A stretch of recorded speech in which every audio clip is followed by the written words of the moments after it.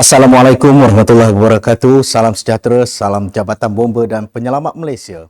Berprestasi tinggi, cepat dan mesra.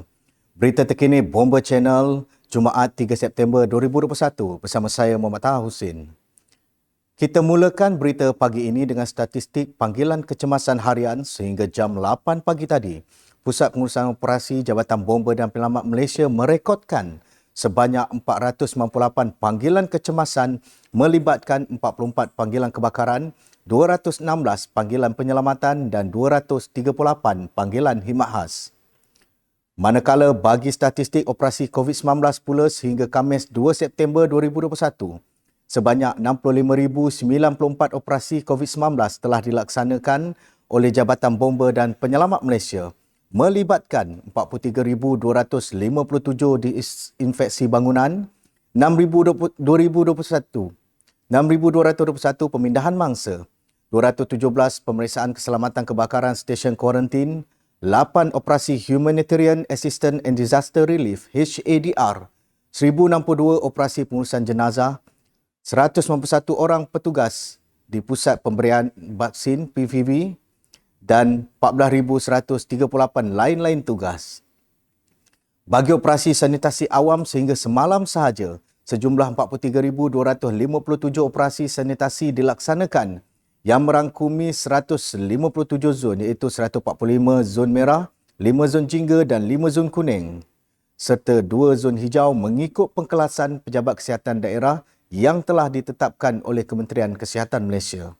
Semalam sahaja sebanyak 206 operasi disinfeksi dilaksanakan meliputi 84 zon merah dan 2 zon hijau yang telah dilaksanakan yang melibatkan 12 buah negeri iaitu Negeri Sembilan 6 operasi, Johor 22 operasi, Sarawak 29 operasi, Pahang 4 operasi, Sabah 30 operasi, Perak 17 operasi, Melaka 12 operasi, Kelantan 16 operasi, Pulau Pinang 21 operasi, Terengganu 11 operasi, Kedah 23 operasi, Perlis 5 operasi serta 3 buah wilayah persekutuan iaitu Kuala Lumpur 7 operasi, Putrajaya 1 operasi dan Labuan 2 operasi. Sehingga kini operasi telah merangkumi 24,715 premis yang terdiri daripada 3,941 pusat perniagaan, 2,604 kawasan perumahan, 5,060 tempat awam, 404 pasaraya, 8,927 bangunan kerajaan, 324 balai bomba, 316 pusat tahfiz, 861 premis PDRM dan 2,278 buah sekolah kerajaan. Seterusnya kita beralih ke laporan harian kejadian banjir sehingga 8 pagi tadi, Pusat Pengurusan Operasi Jabatan Bomba dan Penyelamat Malaysia melaporkan kejadian banjir telah melibatkan 2 buah negeri iaitu di Johor dan Sabah. Ianya melibatkan 2 daerah yang terjejas dengan 3 pusat pemindahan telah dibuka bagi menempatkan 22 buah keluarga dengan bilangan mangsa seramai 273 orang. Tiada mangsa dilaporkan hilang dan tiada kematian sehingga hari ini. Jabatan Bomba dan Penyelamat Malaysia telah melaksanakan 93 operasi banjir melibatkan 57 operasi pemantauan dan khidmat khas, 21 operasi pengangkutan dan pemindahan mangsa, 5 operasi mencari dan menyelamat, 4 operasi penghantaran logistik, 2 operasi penghantaran pesakit dan 4 operasi sanitasi pusat pemindahan sementara banjir.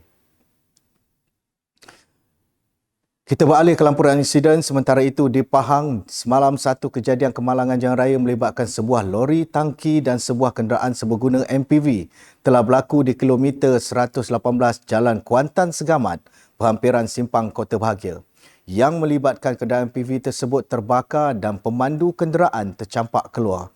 Dalam kejadian tersebut, pemandu kenderaan MPV tersebut disahkan meninggal dunia di tempat kejadian dan pemandu lori tangki cedera dan diberikan perawatan awal oleh pasukan perubatan.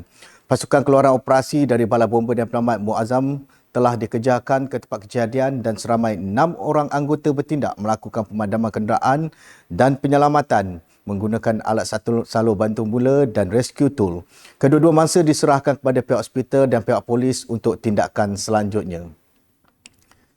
Dalam kejadian berasingan pula, dua orang lelaki dewasa meninggal dunia dalam kejadian kemalangan kira-kira jam 2.30 petang semalam di Lebuhraya Karak, kilometer 43.5.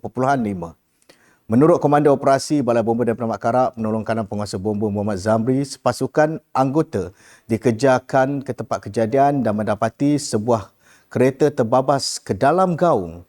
Pasukan bomba bertindak mengeluarkan mangsa dan melakukan tindakan penyelamatan.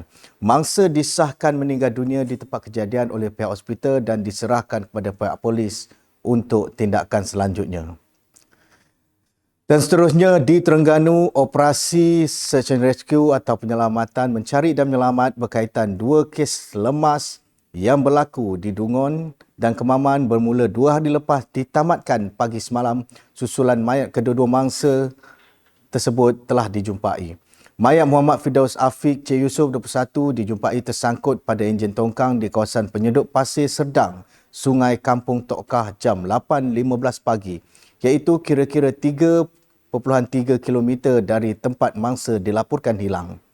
Ketua Balai Bomba dan Penyelamat Dungon, penolong kanan penguasa bomba Syahriza Samsudin berkata, mangsa ditemukan oleh salah seorang pekerja yang sedang menjalankan kerja-kerja menyedut pasir di lokasi dan sudah mengetahui operasi mencari dan menyelamat mangsa. Manakala mayat Muhammad Nazmi bin Muhammad Saidi, 23 tahun pula, telah dijumpai pada jarak 150 meter dari lokasi mangsa dikatakan lemas di Jeram 7, Kampung Paya Berenjut, Kemaman pada jam 9.20 pagi semalam. Menurut penolong penguasa bomba Muhammad Hanif bin Cik Khalid, Ketua Balai Bomba dan Penyelamat Ceneh, operasi SAR selama 2 hari ini agak menyukarkan kerana cuaca hujan menyebabkan air jeram menjadi keruh dan dalam cuaca begini juga boleh menyebabkan kejadian kepala air yang akan membahayakan pasukan penyelamat. Kedua-dua mangsa telah diserahkan kepada pihak polis untuk tindakan selanjutnya.